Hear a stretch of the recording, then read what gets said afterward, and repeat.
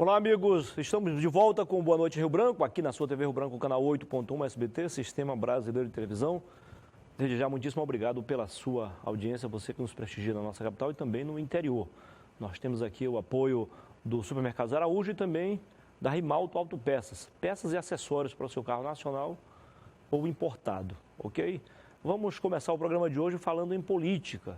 Tenho o prazer de conversar agora com o presidente interino da Assembleia Legislativa do Acre, ALEAC, o deputado Genilson Leite, do PCdoB, ainda no PCdoB. Está mudando de partido. Vai se filiar ao PSB da prefeita Socorro Neri. Seja bem-vindo, presidente. Boa noite. Boa noite, Muniz. Boa noite a toda a população do estado do Acre. Primeiro dizer que é uma satisfação, um prazer mais uma vez estar aqui no seu programa para falar sobre política. De fato, esse tema que muitas pessoas estabelecem uma aversão, mas se nós formos olhar, todas as coisas em uma sociedade democrática como a nossa se resolvem na política, né? Se vai ter ou não vai ter merenda na escola, se vai ter ou se não vai ter médico no hospital, se vai ter ou se não vai ter ruas melhores, tudo se decide na política. Por isso que é importante a decisão da população em participar mais ativamente da vida política. Deputado, o tempo passou 7 meses, né? Mas como nós não tivemos a oportunidade de conversar sobre esse assunto ainda este ano, como que o senhor conseguiu se eleger vice-presidente, ficar como número 2 nessa linha sucessória, quando sua bancada minoritária, comprovadamente minoritária, mesmo assim conseguiu essa façanha? Isso se deu em função de uma série de conversas, de entendimentos, articulações, né? A Assembleia Legislativa muitas vezes não expressa somente a força política, né, das bancadas. Às vezes há um entendimento que é necessário ter-se uma composição representativa, onde as minorias também estejam ali dentro representando o poder, para dar o equilíbrio necessário que o poder legislativo deve exercer numa sociedade. E as relações que a gente estabelece ali também de respeito, né, porque nós sabemos que a vida política não pode deixar de fora também as relações humanas, né? E a gente sempre teve uma relação respeitosa com todo mundo, embora se tenha os embates políticos, a gente sempre soube diferenciar muito bem o respeito à pessoa de cada um dos deputados, então eu entendo que isso foi fundamental. Tá. Quem conhece a vida parlamentar sabe que você ali se divide em duas fases distintas. Você tem que se preocupar com a questão política, propriamente dita, com a questão parlamentar, e no seu caso, com a terceira, que o senhor ajuda o restante da mesa diretora a administrar a Assembleia. Mesmo assim, o senhor conseguiu tempo suficiente para ser, no primeiro semestre, o grande destaque. Como conseguiu fazer tudo isso? O nosso mandato foi um mandato que ele foi o mais produtivo da Assembleia, isso graças a um gabinete que nós temos muito ativo, muito dedicado, graças a uma composição que nós fizemos no interior com os nossos aliados, né, muito ativos também, cuidando do mandato. E aí, após essa, digamos assim, a apresentação de resultado pela Assembleia Legislativa da produtividade, veio uma pesquisa aí que também nos colocou como deputado em que a população enxergou como um dos mais ativos. Para a gente é uma satisfação. Eu nunca fiz mandato dentro de gabinete, eu sempre procurei estar na ponta, conversando com as pessoas, ouvindo os problemas, porque você só consegue representar bem as pessoas se você vai lá onde elas estão, ver como elas estão vivendo, ouvir o que elas estão pensando, para trazer as suas ansiedades, os seus problemas, para tentar resolver nas instâncias que são necessárias a gente tratar. Então, o nosso mandato foi um mandato sempre muito ativo. Eu sempre também me empenhei muito, porque eu tenho uma profissão, Muniz, que é a profissão de médico. Talvez seja uma das profissões mais bonitas que uma sociedade tem.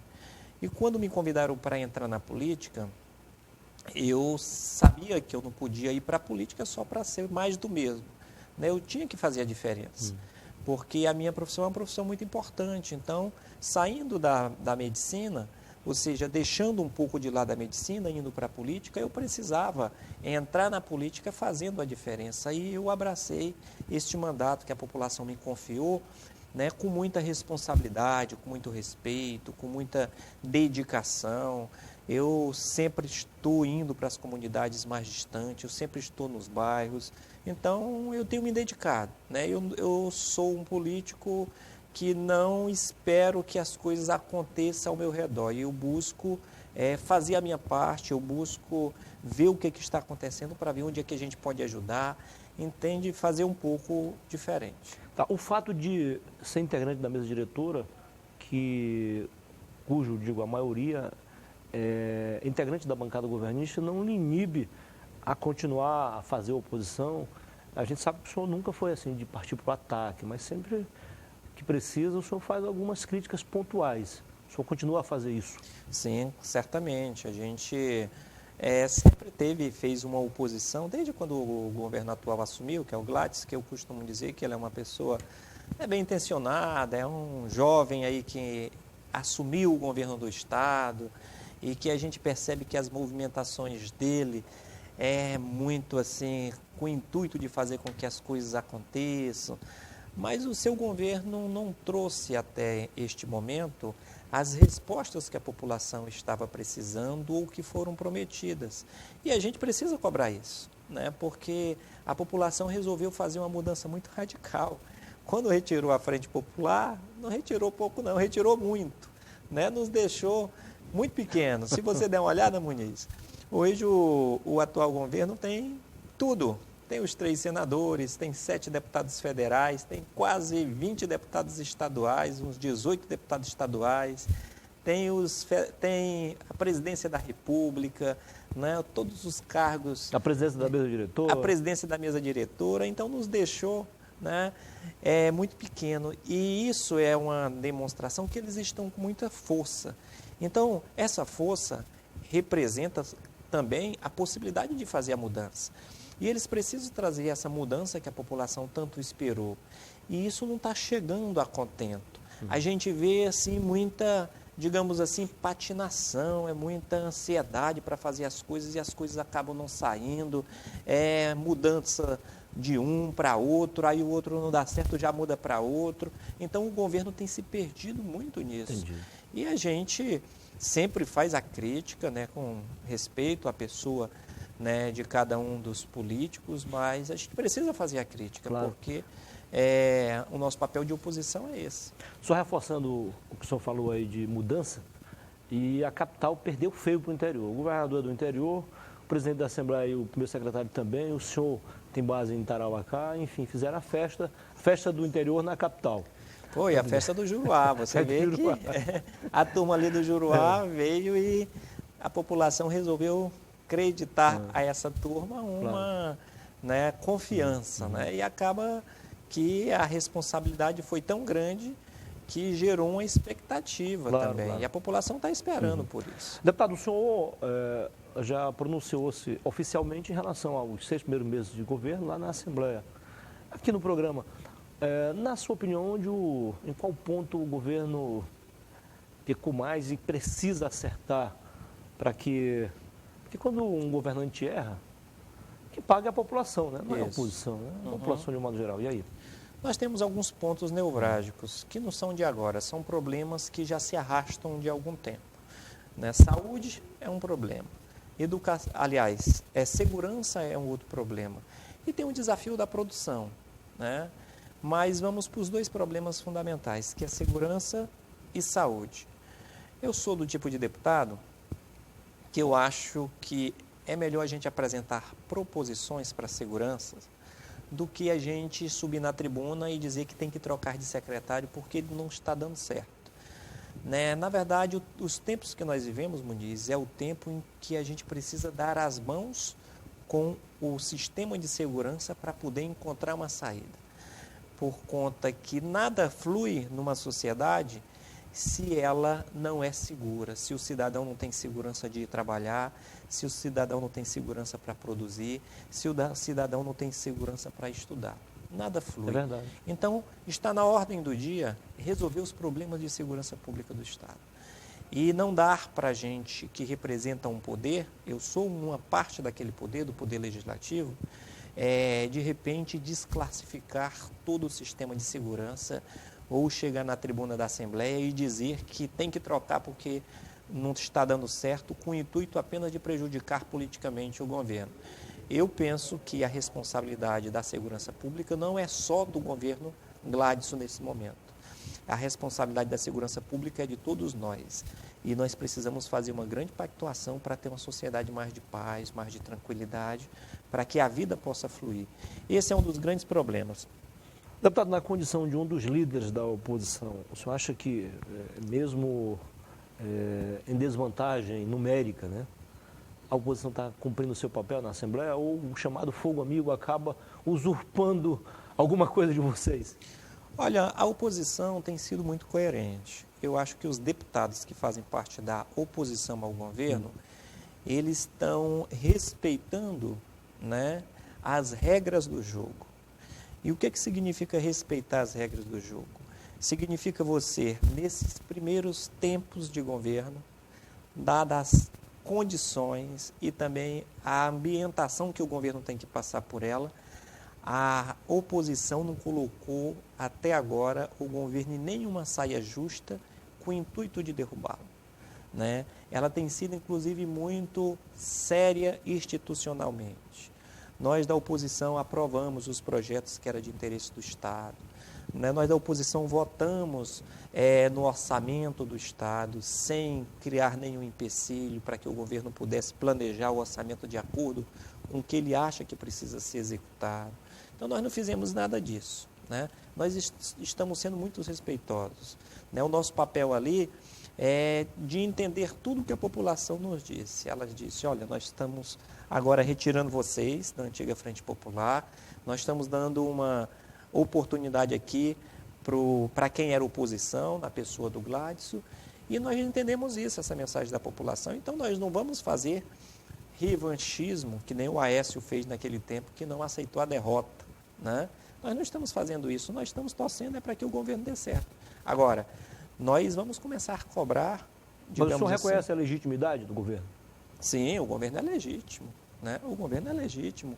Nós vamos começar a cobrar do governo o que, em cada momento, o que ele tem que oferecer. Cada momento que o governo tem que oferecer resposta para os problemas da população, nós vamos cobrar. Vamos fazer isso numa tranquilidade. Para encerrar nossa conversa, presidente, ontem, a edição do jornal O Rio Branco e também no portal riobranco.net e outros meios de comunicação, tem uma matéria dando conta da sua saída do PCdoB e a sua entrada no PSB da prefeita Socorro Neri, que é sua conterrânea também, são amigos.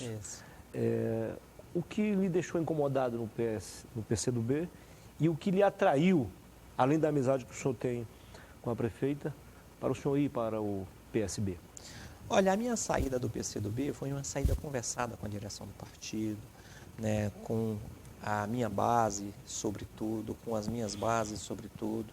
Nós fizemos essa conversa muito franca. Nós estamos fazendo parte de um momento histórico em que nós precisamos reaglutinar as nossas forças, né? Nós precisamos nos reaproximar. As últimas eleições, elas foram muito pesadas, foi um fardo muito pesado nas nossas costas. E, neste momento, nós somos um dos personagens da política, no nosso campo, que estamos com a bola no pé para poder fazer, digamos assim, algumas jogadas, né? E quando eu digo jogadas, eu estou me referindo às articulações. A prefeita Socorro Neri, que está no PSB, foi o que sobrou no nosso campo com expressão significativa, né, desde o ponto de vista de espaço. Então, nós não podemos esperar que o tempo vá passando e sem fazer os movimentos de reaproximação de todo o nosso campo para perto da prefeita Socorro Neri. Por quê? Porque ela atravessou um período difícil, né? Um período em que das chuvas, dos buracos... Chegou a ser desrespeitada. Né? Chegou a ser desrespeitada. E ela, no estilo dela, ela foi se impondo desde o ponto de vista da gestão, né? Ela também fez parte, entrou numa conjuntura em que nós tínhamos muitas lideranças políticas de expressão, né, no nosso campo.